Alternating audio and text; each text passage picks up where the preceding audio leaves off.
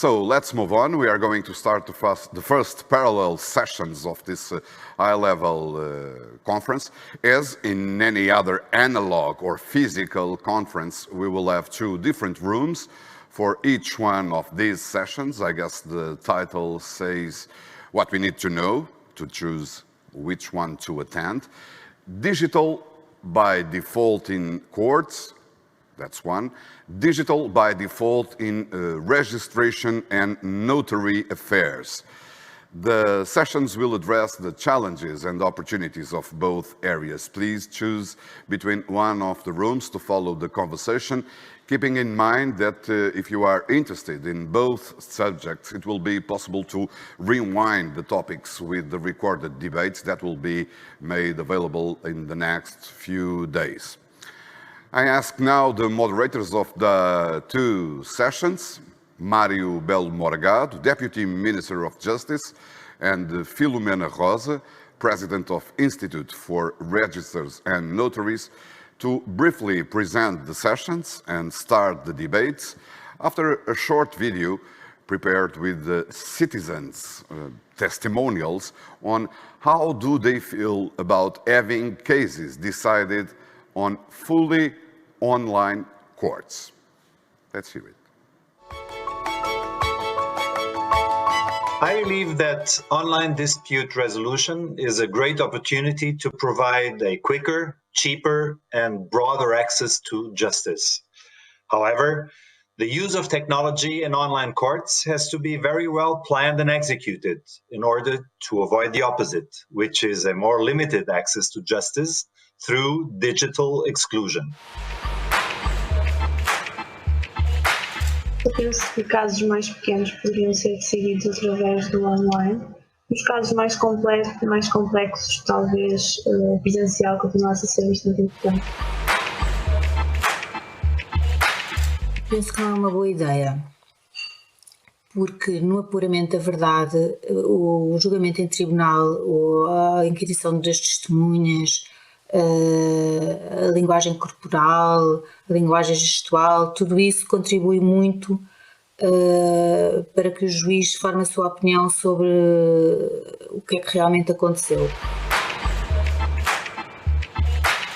I have no problem foreseeing a future where you could have online court cases as long as the system is fair and seems to be working. I feel that once the technology is proven and established, people will gain confidence in technology. Of course, the major challenge is for all to have access to the technology and also gap the digital divide.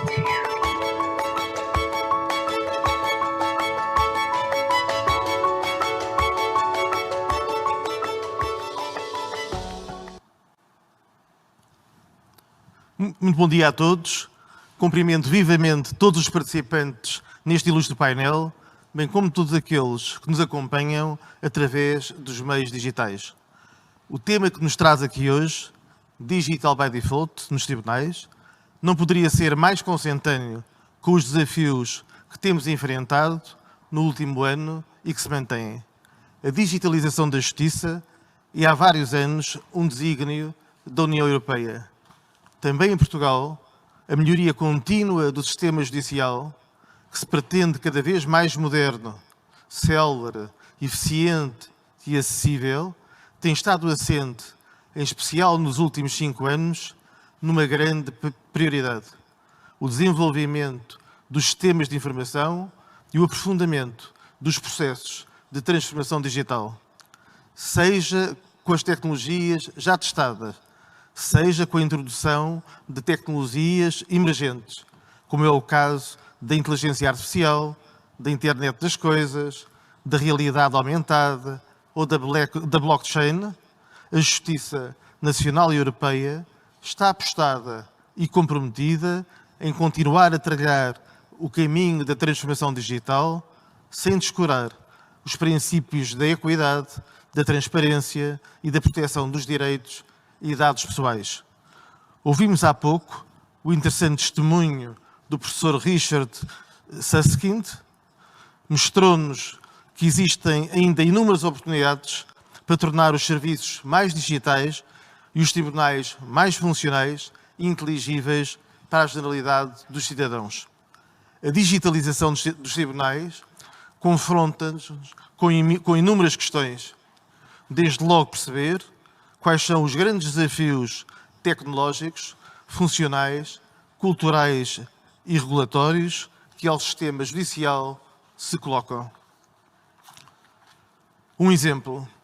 Durante o período pandémico, a justiça tem sido marcada pelo recurso intensivo aos meios de comunicação à distância, áudio e vídeo, ferramentas que permitiram que o sistema continuasse a funcionar, apesar de todas as limitações e aspectos negativos que conhecemos.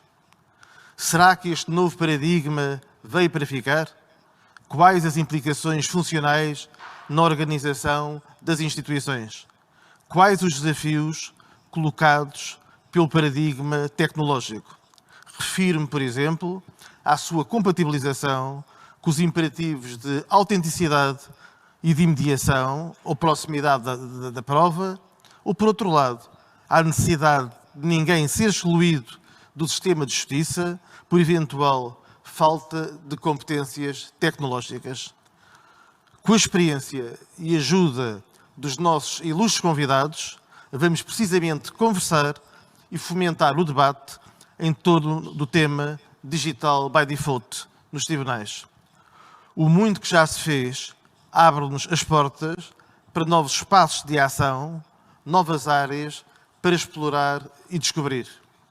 As tecnologias da informação potenciam novas abordagens da organização do trabalho e a sua constante evolução permite criar serviços inovadores e cada vez mais centrados na satisfação das necessidades dos cidadãos.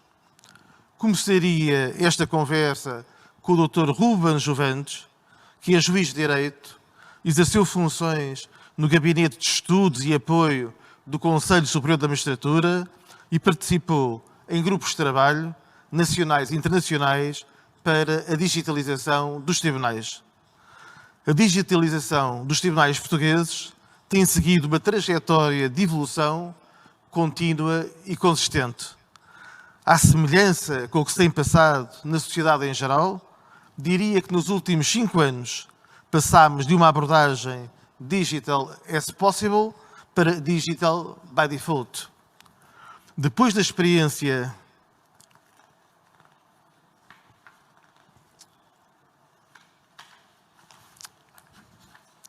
enquanto juiz, quais as suas impressões, Dr. Ruben Jovanes, acerca das mudanças que têm tido lugar nos tribunais portugueses, nomeadamente com avanços muito expressivos ao nível da tramitação eletrónica dos processos judiciais?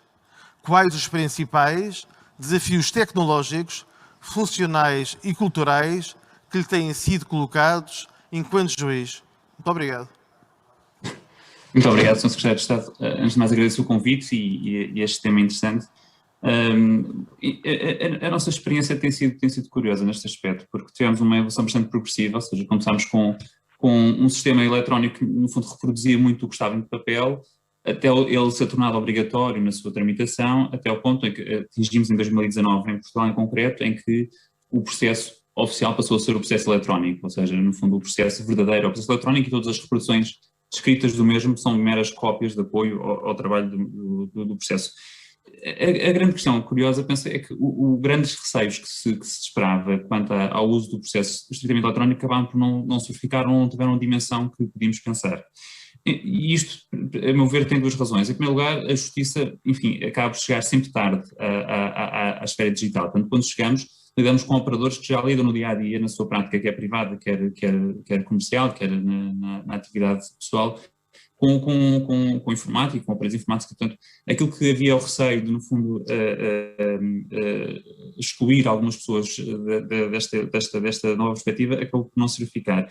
E a mesma coisa aconteceu com a infraestrutura, porque há sempre aquele receio de, no fundo, o equipamento informático não responder designadamente ao uso, neste caso, do processo eletrónico em julgamento, por exemplo. E a verdade é que nos tribunais o que se verifica no dia-a-dia é que com o uso de ecrãs, com o uso de portáteis, até com o uso do telemóvel, conseguimos obviar esses problemas. E depois, paradoxalmente, eu diria que alguns dos receios que se pensavam acabou por ter o efeito inverso. E digo, por exemplo, havia o receio da segurança, a ideia de um processo eletrónico como um processo menos seguro. E a verdade é que todos nós que temos alguma experiência nos tribunais, há uns anos atrás nós tínhamos problemas com reforma de autos, com destruição de documentos, com a custódia de um processo, e hoje em dia um processo físico para nós é algo que pode ir para o lixo e no dia a seguir está lá outra versão igual, porque o que conta é o processo eletrónico. Isto trouxe uma grande segurança, quer ao nível da confiança de um processo, da consulta do mesmo, quer através de no fundo, o que é que se pode fazer ou não com o processo. E por outro lado, eu diria que um dos grandes obstáculos, ou não obstáculos, mas uma das coisas curiosas que se verificou é algum anacronismo da lei processual civil e da lei processual de modo geral, que no fundo, perante a introdução deste processo eminentemente digital, tem algumas disposições que são, no fundo, são legal design thinking para um processo em papel, para um processo físico. Nós ainda hoje prevemos no nosso Código de Processo Civil a ideia de um processo que tem que ir em recurso em separado para um Tribunal Superior, tem que se organizar um apenso. No fundo, mais não era do que uma cópia de algumas partes de um processo, hoje em dia num processo eletrónico, em que o Tribunal Superior tem acesso direto a este processo, já não fará muito sentido. E, por outro lado, houve alguns impactos também curiosos do ponto de vista do acesso. Um dos grandes receios, se vamos falar de um processo eletrónico, é que este ia excluir alguma parte da população e que ia excluir alguma parte dos operadores da justiça, advogados mais velhos. E a verdade é que algo que a pandemia nos ensinou foi exatamente o inverso.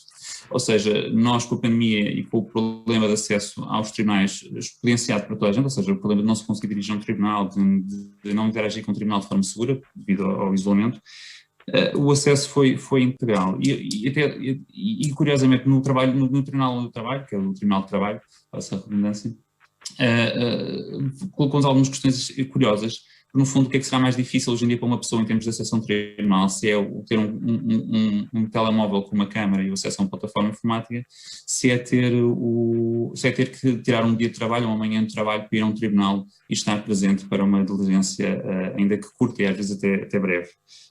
E, portanto, o acesso até acabou por ser potenciado por essa via. E outro fator curioso é que na introdução de inovações tecnológicas, o que nós sentimos é que há uma grande adesão rápida. E dou um exemplo muito rápido, só para terminar esta primeira resposta. É o uso exatamente como o Sr. Secretário de Estado mencionou de videoconferência. Inicialmente estranhou-se, e depois a um certo ponto, durante a pandemia, já depois do fim deste primeiro isolamento, o que sentimos é que houve uma adesão tão elevada que até já se tentaram passar outras fronteiras. Eu dou exemplos no espaço de muitas pessoas nos tribunais tentam hoje ouvir testemunhas que estão situadas noutro Estado-membro e para isso propõem o uso da plataforma Zoom. Mas sem sequer ter em conta que, ainda que com essa facilidade, continuamos a ter que aplicar o regulamento 1206/2001 e, portanto, as pessoas já olham para o regulamento como algo estranho, porque seria tão fácil simplesmente enviar um e-mail para a pessoa e ouvi-la por via Zoom, e nós temos nos tribunais que explicar que é necessário usar isto. Portanto, neste ponto eu diria que a evolução tem sido progressiva, trouxe um acréscimo de segurança e de acesso ao processo, que foi quase premonitória da pandemia, porque em 2019 foi quando de facto chegámos ao processo inteiramente digital e em 2020 fomos confrontados com uma necessidade absoluta de ter um processo inteiramente digital. No fundo, essencialmente é isto. Muito obrigado, Dr. Ruben Jovanes, pelos seus interessantes esclarecimentos.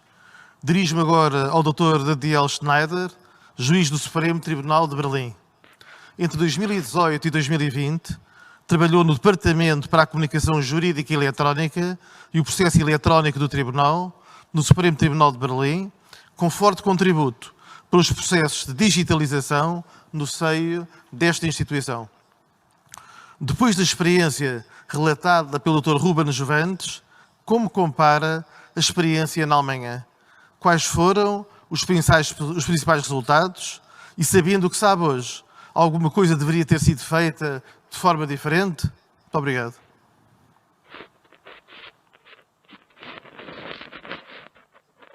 Thank you very much, Mr. Secretary. And I would also like to take the opportunity to thank the Portuguese presidency of the Council of the European Union for the invitation to this high-level conference. It's a real pleasure to be here. In Germany today, it is already possible, and from 2022 on, compulsory for lawyers to communicate electronically with courts. However, not all the courts are working on a digital basis yet. Specifically, the majority of the courts is still working on paper as opposed to electronic files. This will change until 2026, when using electronic files is prescribed by law for all German courts without exception.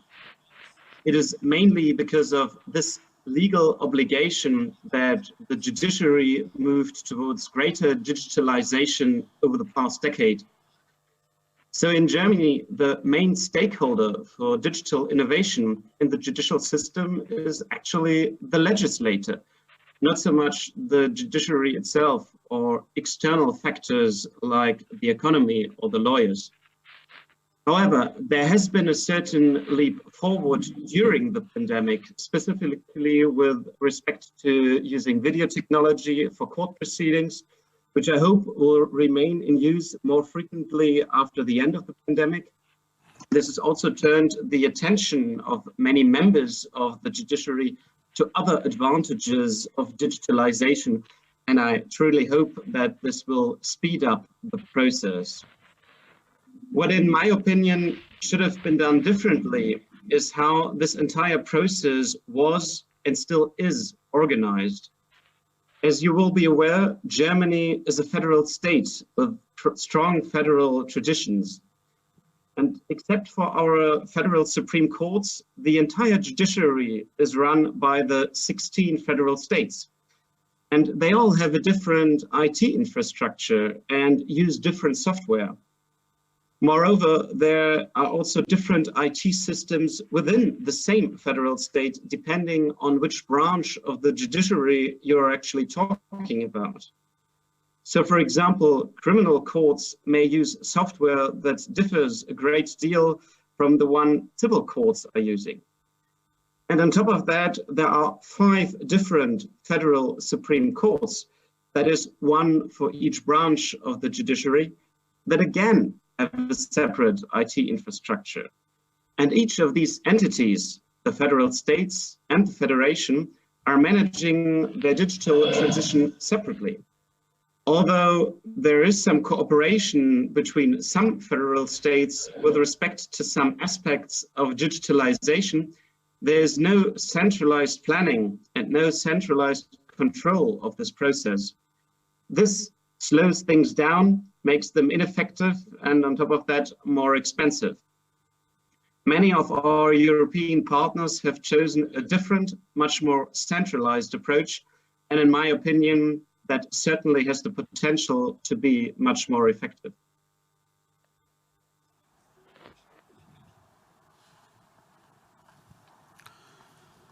Muito obrigado, Dr. Dadiel Schneider, pela partilha da sua rica experiência.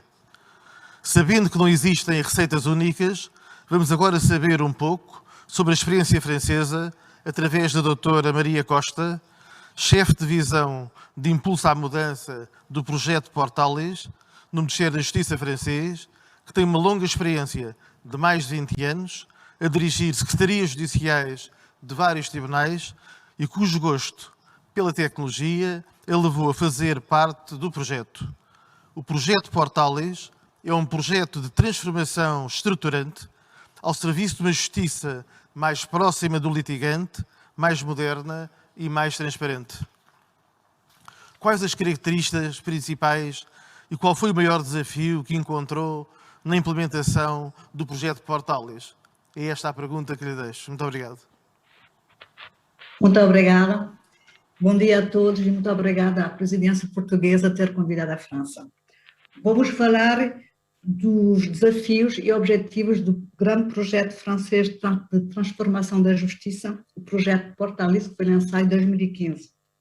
O objetivo final desse projeto é permitir um processo digital...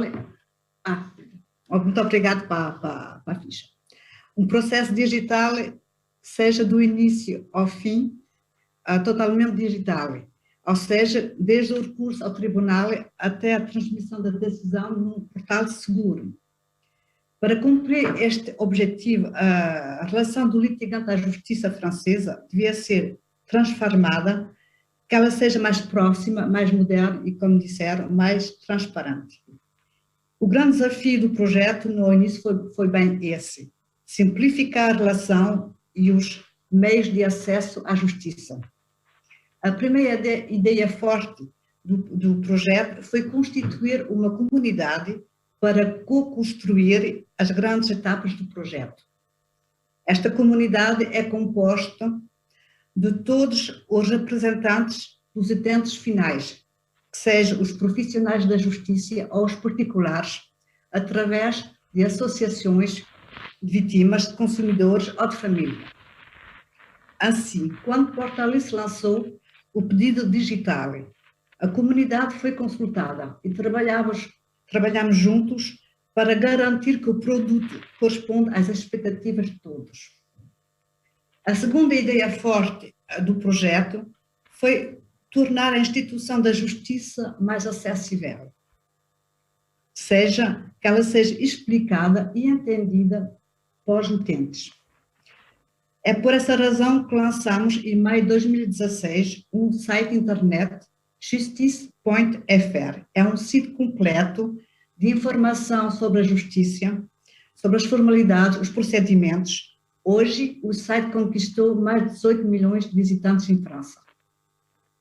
O grande valor deste serviço é permitir que o litigante, através de um percurso guiado, saiba qual é a jurisdição que é referida na sua situação, o que lhe permite apreender o sistema judicial francês, apesar da sua complexidade. Outro valor é oferecer uma informação fiável e atualizada numa linguagem popular. Para isso, um comitê editorial reúne-se cada 2 meses, constituído de todos os ramos dos serviços do Ministério em causa. Finalmente, Justice.fr é também a porta de entrada dos teleserviços franceses através de um espaço pessoal seguro. Desde 2019, os litigantes podem seguir em linha o progresso do seu procedimento e conhecer os vários eventos que marcam a vida do litígio. Podem baixar avisos, convocações, recibos e podem receber uma mensagem alguns dias antes da audiência. Assim, já sabem qual é os papéis que têm de trazer com eles. Desde o início deste ano, também abrimos o teleserviço do pedido digital, quer dizer que os litigantes também podem recorrer à justiça em linha para pedidos sem constituição obrigatória por advogado. Neste teleserviço, o principal desafio, para além de ser fácil de compreender e de aceder, foi permitir a recepção imediata de pedido pelo serviço competente dentro do tribunal, de modo que pudesse ser processado dentro do prazo exigido. No momento do primeiro confinamento, vimos que a Justice.fr era uma mais-valia para os litigantes e os tribunais. Além dos teleserviços, e em primeiro a consulta em linha, permitiu-nos informar a todos sobre as condições de abertura dos tribunais e as condições da atividade judicial. Mas, além disso, este período de crise sanitária reforçou a necessidade em França de substituir as aplicações atualmente utilizadas nos tribunais, que não são adequadas para teletrabalho, e esta é a fase final do projeto Portalis e é o nosso próximo desafio. De fato, o projeto Portalis vai criar uma aplicação única para todos os tribunais, todos os procedimentos que tratam da matéria civil. Hoje são 8 aplicações diferentes. Esta aplicação na web vai facilitar o trabalho remoto e vai promover a colaboração entre a secretária e o juiz. Foi finalizada este ano e vai ser destacada nas próximas semanas nos tribunais de trabalho. Seguirá todos os tribunais da primeira instância e depois da segunda instância. Parece óbvio que o teletrabalho, promovido por esta aplicação, poderá continuar a ser exercida para além do período da crise sanitária. O projeto Portalis irá, em última análise, promover a comunicação eletrónica com todos os auxiliares e os parceiros da Justiça. Nesse sentido, as trocas digitais, seja entre profissionais da Justiça e particulares, que seja em França ou no espaço europeu, eliminam as limitações de acesso no espaço e no tempo. E, sem dúvida, vai acelerar o acesso à Justiça e o tempo da resposta judicial.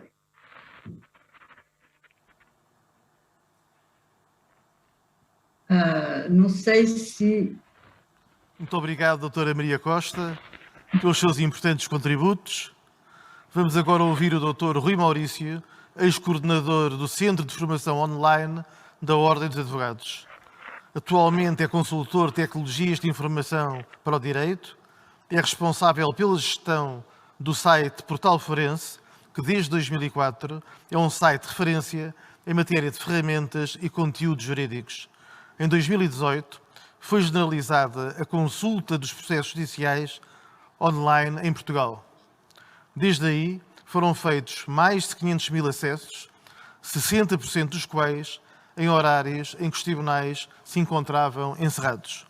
Na sua opinião, em que medida é que as expectativas e necessidades dos cidadãos e das empresas contribuem, junto do Estado e dos profissionais da Justiça, para uma crescente aposta na disponibilização de soluções alternativas em termos de formas e capacidades de interação? Muito obrigado.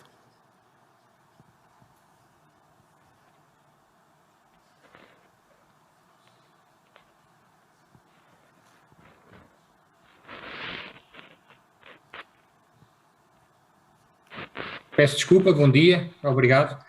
Gostaria de endereçar cumprimentos à organização e agradecer o convite que me foi formulado, que muito me honra e que assumo com máxima responsabilidade.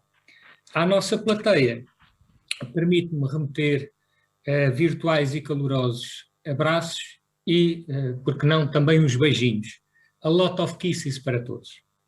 E é a partir deste envio de beijinhos, de kiss, que pego no anacrónimo Keep It Simple, Stupid, que gostaria de responder à questão. Já falámos aqui esta manhã de várias coisas muito interessantes e falar de facto do serviço de justiça em século XXI e em particular num contexto de pandemia e pós-pandemia é falar do serviço de justiça que indubitavelmente passa e se concretiza através dos meios tecnológicos. A importância das tecnologias tem hoje, nas mais variadas áreas, e em concreto no que aqui importa, são prevalentes. Porém, nós não nos devemos desfocar do que é a justiça. Isso, aliás, foi aqui referido pelo Dr. Cunha Rodrigues, que usou uma expressão que por acaso eu já tinha aqui nos apontamentos, e que a justiça é um valor, é uma crença e é uma necessidade das pessoas. E o serviço de justiça só existe para satisfazer esse apelo que é individual e também é coletivo. Portanto, o Dr. Cunha Rodrigues falou no apelo do ser. Portanto, não nos devemos esquecer que o importante daquilo que estamos aqui a debater é a justiça. E a justiça é um apelo do ser. É um apelo nosso que carece do humanismo que esse valor carrega. E por isto, num tempo de velocidades furiosas, em que as exigências e as necessidades individuais e sociais são constantes e imediatas, o setor da justiça está também naturalmente debaixo de uma grande pressão. E essa pressão torna-se muito clara quando lidamos com casos que são mediatizados e em que o sistema de justiça fica despido perante um público que não compreende e não aceita os tempos e os ritmos dos tribunais. Portanto, isto é um problema que é clássico, é o problema do ritmo e do tempo da justiça. Se não se responder de uma forma adequada a essa pressão, o que sucede é que o sistema de justiça, que padece quase intrinsecamente da impaciência dos seus destinatários, que são as pessoas, vai ficando cada vez mais descredibilizado e reconduzido a uma realidade kafkiana, que uns e outros vão desejando evitar no seu percurso de vida. O desafio que nos é colocado pode ser grandemente melhorado com o uso adequado das tecnologias. Porém, eu, na reflexão que fiz, na preparação para esta conferência, encontrei aqui uma expressão que é nós não podemos cair na tentação do excesso de geekice. Entenda-se a geekice como um excesso de ser geek, de ser demasiado tecnológico, ser demasiado entusiasmado por soluções tecnológicas que possam fugir do anacrónimo de mantermos as coisas simples. A simplicidade de hoje é o sucesso do amanhã.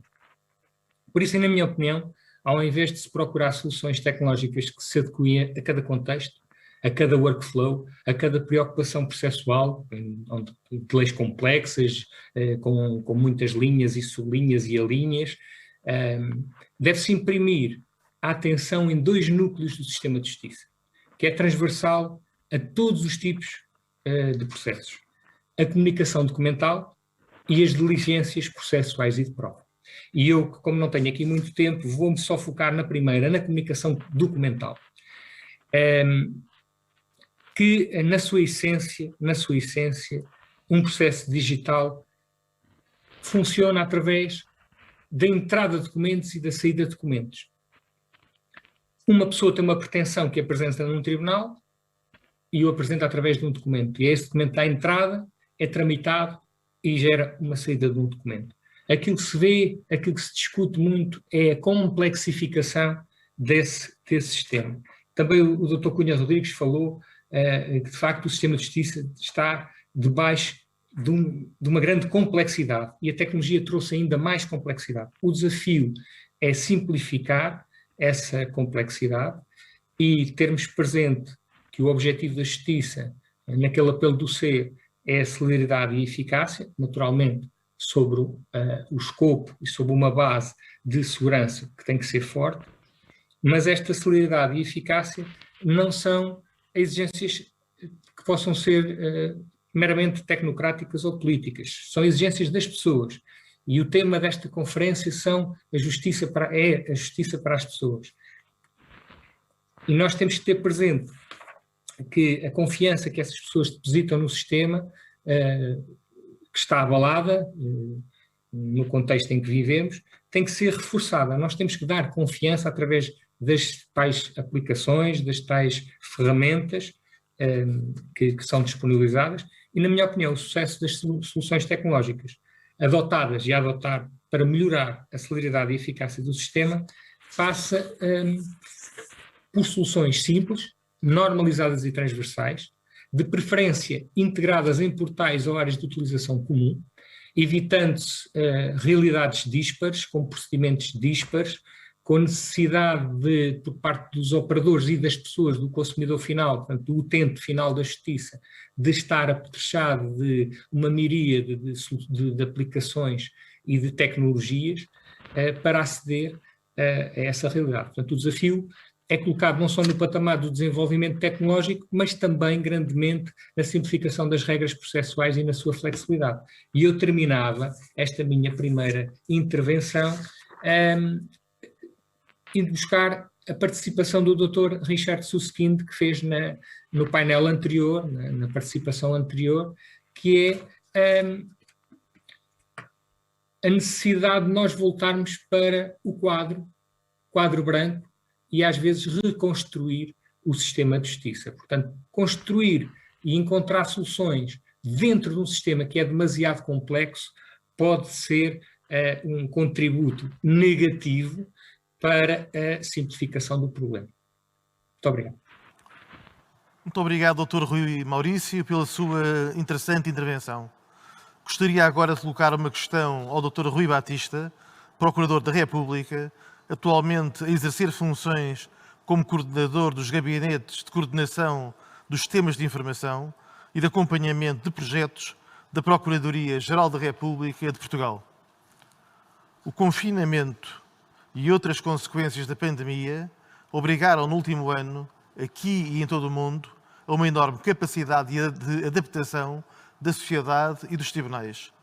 Foi feito um extraordinário trabalho em termos de teletrabalho e a grande maioria dos juízes, procuradores e funcionários judiciais fizeram-no e praticaram-no durante uma grande parte do tempo.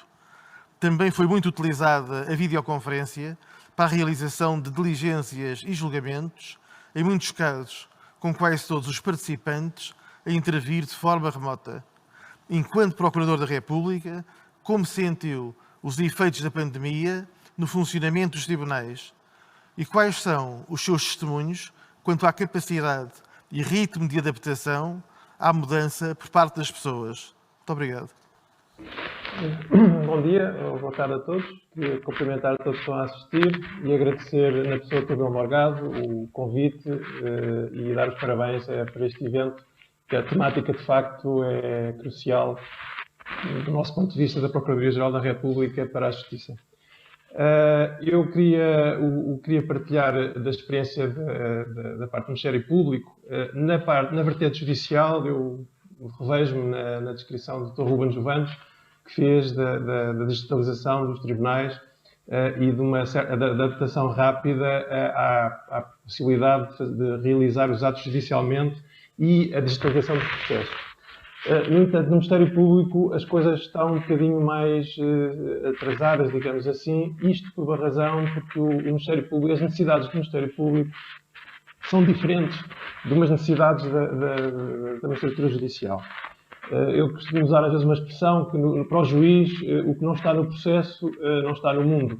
E, portanto, o que é importante para o juiz é que todos os elementos, como disse o Ruben Jovanes, que podia mandar fora o papel, porque o original era o digital, ele tem que ter a certeza que está todos os elementos de prova e todos os elementos que pode fundamentar a decisão estão no processo.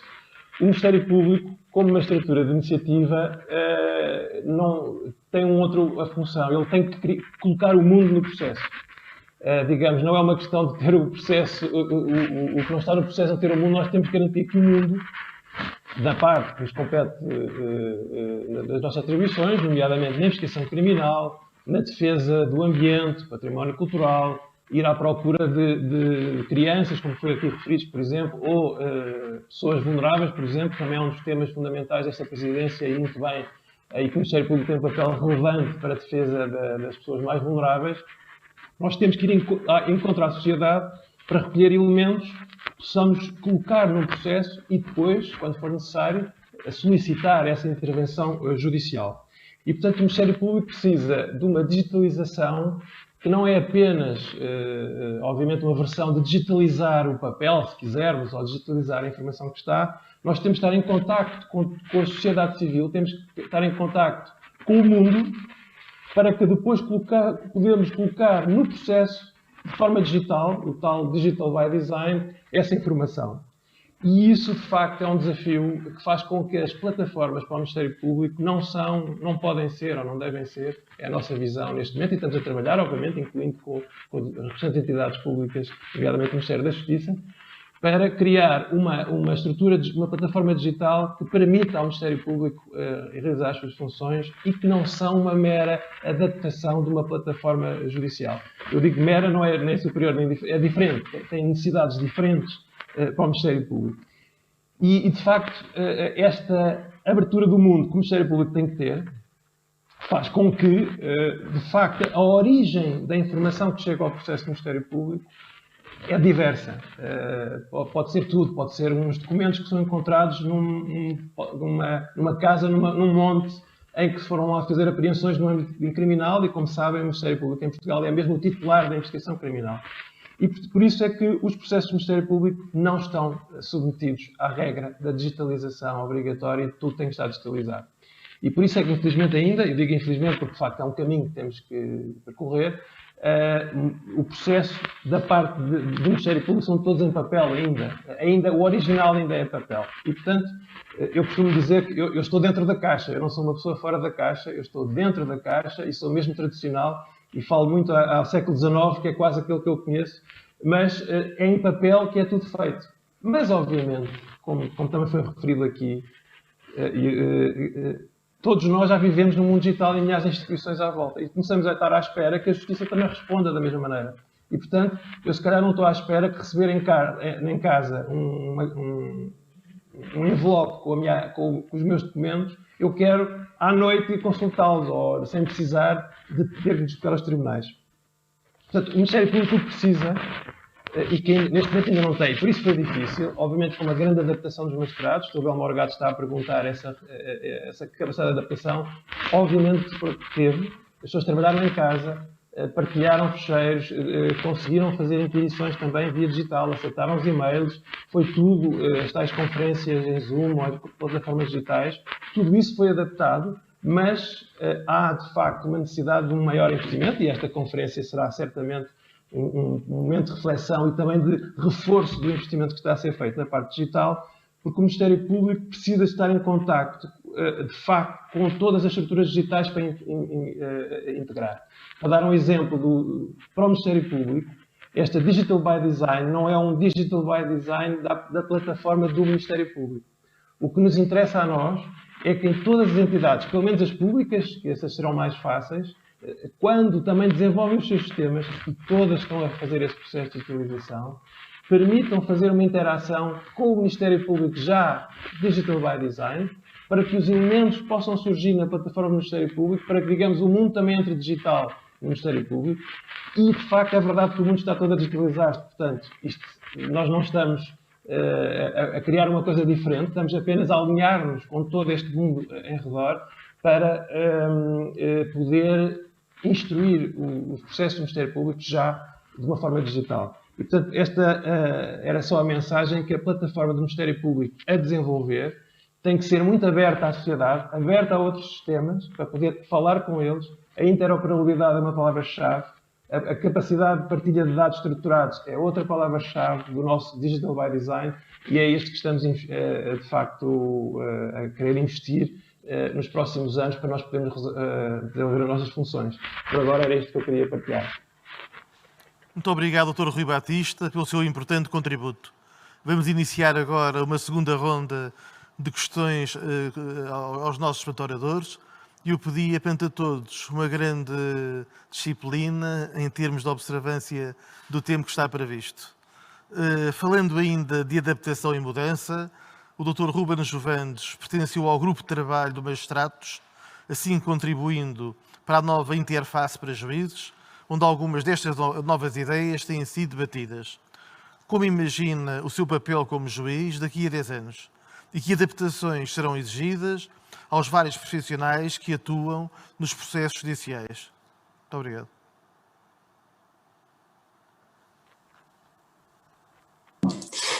Eu julgo que o desafio agora para nós, principalmente do ponto de vista dos tribunais, de facto nós não somos produtores de informação, como é o caso do Ministério Público, como disse o Dr. Rui Batista, portanto o nosso desafio é obviamente mais simples e por outro lado conseguimos exercer uma força heliocêntrica sobre aqueles que são os produtores de informação. Se quiserem que o tribunal aprecie, têm que usar o nosso sistema, têm que fazer interoperabilidade com o nosso e, portanto, de certa forma, para os tribunais a posição é mais confortável do que para os produtores de informação. Mas isto também é possível influenciar positivamente os produtores de informação. E eu acho que o desafio agora, em particular para os tribunais portugueses, é ir para lá da mera digital by default ou da mera digitalização do processo. A digitalização do processo é um adquirido em Portugal já há vários anos e com caráter legal e obrigatório mais recentemente, mas já um adquirido. Portanto, esse aspecto já chegámos e agora é ir para lá disso. Porque, no fundo, as vantagens da digitalização do processo não são escaláveis por si só. Se o que continuamos a necessitar é um ato processual praticado por uma pessoa individual em cada processo individualmente, bom, seja em papel, seja por informática, as vantagens que se obtêm imediatas, no fundo depois ali estabilizam e não serão exponenciais. Serão exponenciais na medida em que conseguimos introduzir nesta tramitação processual outras tecnologias, seja machine learning, seja inteligência artificial e seja outras. E o que eu espero na evolução do sistema e aquilo que o magistrado, a nova plataforma tenta fazer é passar a identificar fluxos de informação de forma mais estruturada, de forma a conseguir no imediato e progressivamente fazer atuar sobre esta informação alguma desta relação mais inteligente entre a mesma, para não ser apenas um ato, uma folha em branco que o juiz ou o advogado ou o operador judiciário tem, ainda que em folha física ou em folha digital, em cada processo que obtém. E se nós pensarmos bem, ao preparar para esta conferência, vimos algumas definições, e uma das quais é o algoritmo. A definição do algoritmo é quase um sinónimo de uma norma processual, se nós pensarmos bem. Uma norma processual, que no fundo, visa dar andamento a um processo, neste caso, a um processo judicial, mas é praticamente um algoritmo legal, uma norma processual. Portanto, é algo que visa desencadear um processo. Ora, nada mais fácil do que, simplificando este processo, o nosso processo, transformá-lo de facto em algo mais inteligente e mais direto. Em particular, e sobretudo para os produtores de informação, para aqueles que atuam sobre acedem aos tribunais, antecipar algumas dessas regras para a sua própria interação. Hoje em dia, quando eu preencho um formulário para qualquer interação que tenho com a internet, sejam impostos, seja outro formulário, eu espero que os campos sejam inteligentes. Espero que, se eu estiver a fazer algo que esteja errado, que o campo me fique bloqueado. Espero que me gere alertas. Espero que me explique a regra que está por trás, seja de um código de imposto, ou seja, outro, que no fundo esteja ali refletida no formulário que eu estou a preencher. Isto são regras de negócio. E nós, no processo, também precisamos dessas regras de negócio, precisamos dessas interações para o cidadão e mesmo para os agentes mais qualificados. E, portanto, o que eu espero para os tribunais é que nós sejamos capazes de gerar, de facto, ter um serviço mais escalável, consigamos gerir a informação de forma mais sistemática para oferecer naturalmente um melhor serviço e para, no fundo, conseguirmos também chegar mais perto do cidadão. Muito obrigado, Dr. Ruben Juventus. Do seguimento da sua resposta, gostaria de dirigir-me agora novamente ao Dr. Dadiel Schneider. A terceira fase de digitalização dos tribunais encontra-se já em curso, disponibilizando ferramentas avançadas de pesquisa e exploração da informação, as quais facilitam a interpretação, identificação de padrões e até a projeção de cenários previsionais. Para além disso, estão já disponíveis mecanismos de inteligência artificial em que os próprios sistemas sugerem ações ou facilitam muito a tomada de decisão. Como perspectiva, o funcionamento futuro de um tribunal, por exemplo, daqui a 10 anos. Muito obrigado. Thank you for this question, Mr. Secretary. I do indeed see an enormous potential for applications based on artificial intelligence. Specifically in Germany, among other things, we're working on applications for automatic translation based on neural machine translation. This will speed up the translation process, which will prove particularly valuable for prosecutors and criminal courts, but also for administrative courts dealing with cases of asylum seekers, for instance. In addition, this is likely to save a lot of money that is currently spent on the work of qualified human translators. Another example is an application that automatically recognizes certain parameter of incoming electronic briefs in cases that are addressed to the court, and then on this basis assigns the corresponding metadata within the electronic file.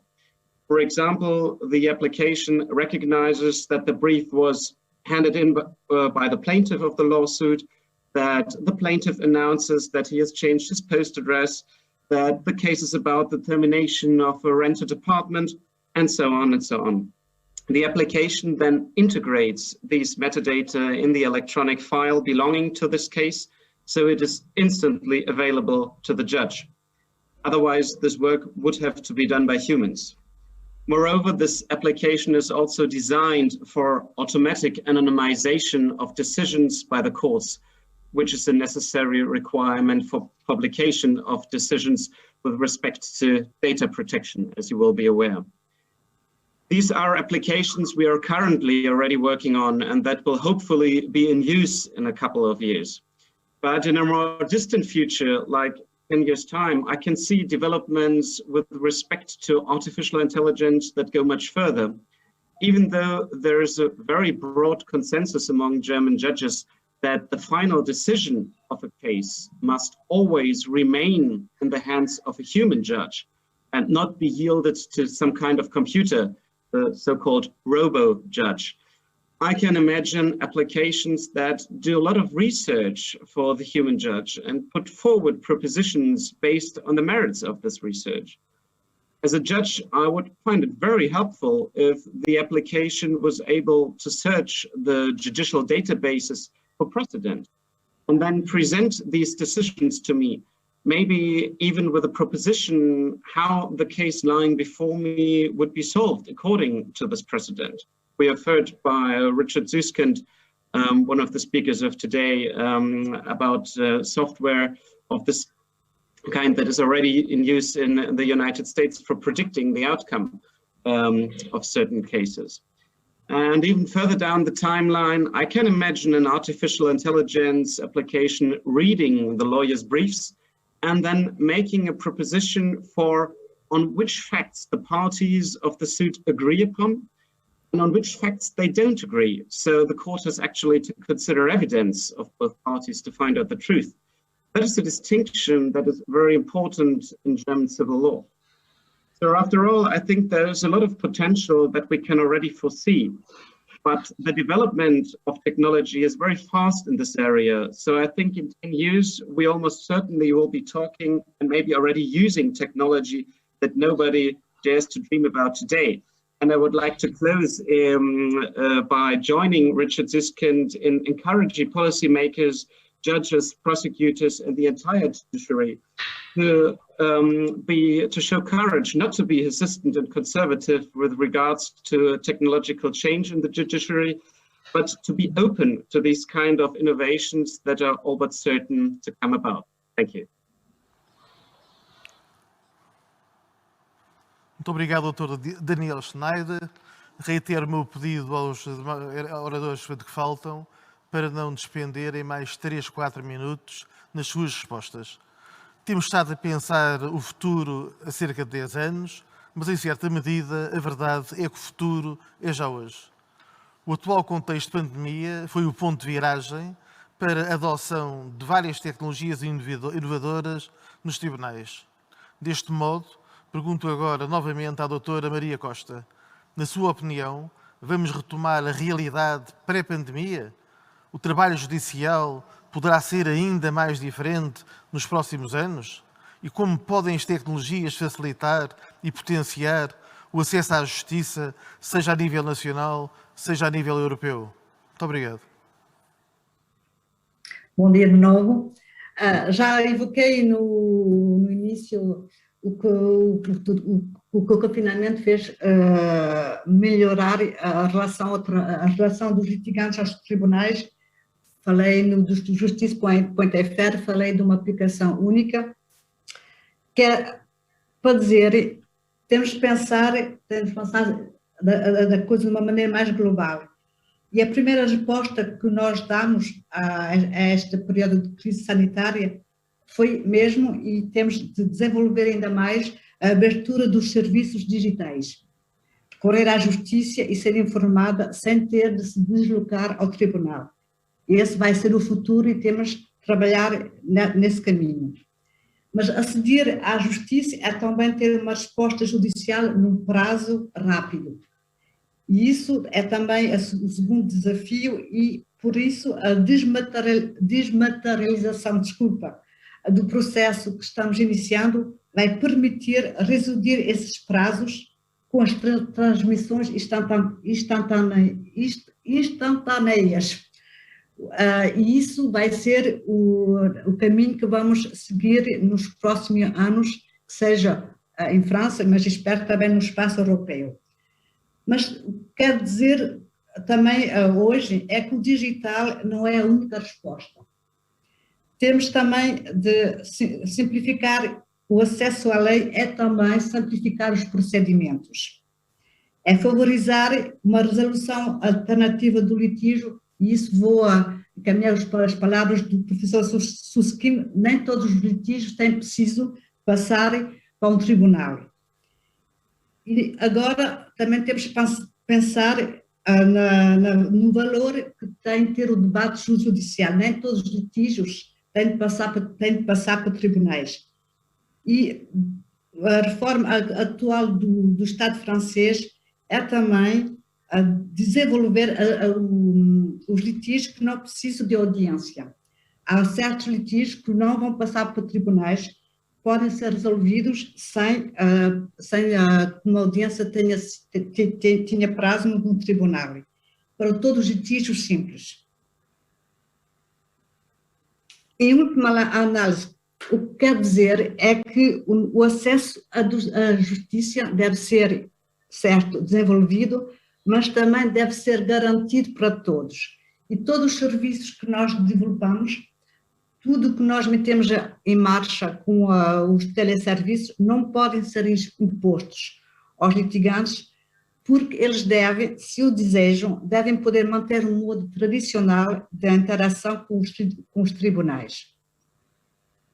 O digital, certo, facilita os trocos, mas não deve substituir ou limitar o acesso ao juiz.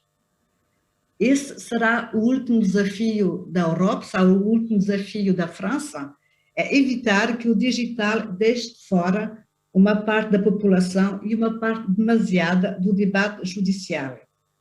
Temos, certo, de acelerar o processo, temos de acelerar o digital, mas da boa maneira para que a resposta seja uma boa resposta, quer dizer, um acesso de todos ao direito, um acesso todo à justiça. Muito obrigada. Muito obrigado, doutora Maria Costa. Dirijo-me agora de novo ao doutor Rui Maurício. Existem atualmente sistemas que analisam e traçam o perfil dos intervenientes associados a um processo judicial, com base em decisões anteriores dos juízes, tipo de argumentação e mesmo posts nas redes sociais, artigos nos média ou outras publicações. Já há robôs em escritórios de advogados que procedem às tarefas mais simples de análise e extração de informação de documentos, substituindo os seres humanos. Já há, em determinados países, formas de resolução de litígios e arbitragem diretamente entre as partes, inclusivamente com jurados de uma comunidade virtual, que asseguram, ou dizem assegurar, uma justiça mais rápida, mais eficiente e com menos custos. Considera que estas dinâmicas envolvem ameaças aos direitos dos cidadãos, bem como à atividade judicial e aos profissionais da justiça? O que recomendaria para que este processo de crescente digitalização da justiça seja efetivamente centrado nos cidadãos? Muito obrigado. Obrigado. Doutor, isto em 3 minutos é complicado responder a perguntas tão complexas, mas é o tempo que temos. Eu pegaria aqui na história do ferreiro, quando foi criado o automóvel, a atividade que foi mais atingida pela chegada do automóvel foi os ferreiros, que era uma profissão que tinha uma importância na nossa sociedade. E os ferreiros reagiram de 2 maneiras. Uns foram aprender a ser mecânicos, outros foram beber cervejas no café a dizer que a vida deles tinha acabado. E, portanto, o mesmo se passa com a justiça. Nós temos que olhar pelos desafios do presente e ver de que modo é que a justiça, e aqui falo em sistema de justiça, se pode adaptar a este novo mundo e melhorar naquilo que é o tal apelo do ser que eu falei anteriormente e que já foi abordado também por outras pessoas, que é a realização da justiça. Portanto, eu vejo que é bom receber a tecnologia no seio do sistema, isso já está muito claro aqui no debate, e vejo que essa recepção tem que ser feita ao nível de uma abordagem,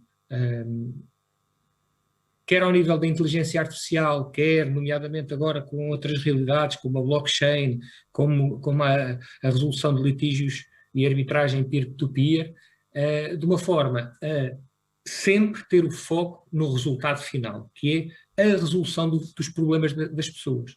E aqui também o Dr. Ruben Jovantes falou uma coisa que eu gostaria aqui de dar seguimento, estamos num debate, que é o papel dos juízes. O papel dos juízes é a aplicação da lei. E muitas vezes eles perdem tempo com a percepção do processo, que não é só por si a aplicação da lei. É sim a percepção de tudo aquilo que é carregado para o processo de uma forma complexa, através dos tais formulários, dos documentos, dos pedidos dos das partes, e tudo isso fica muito complexo.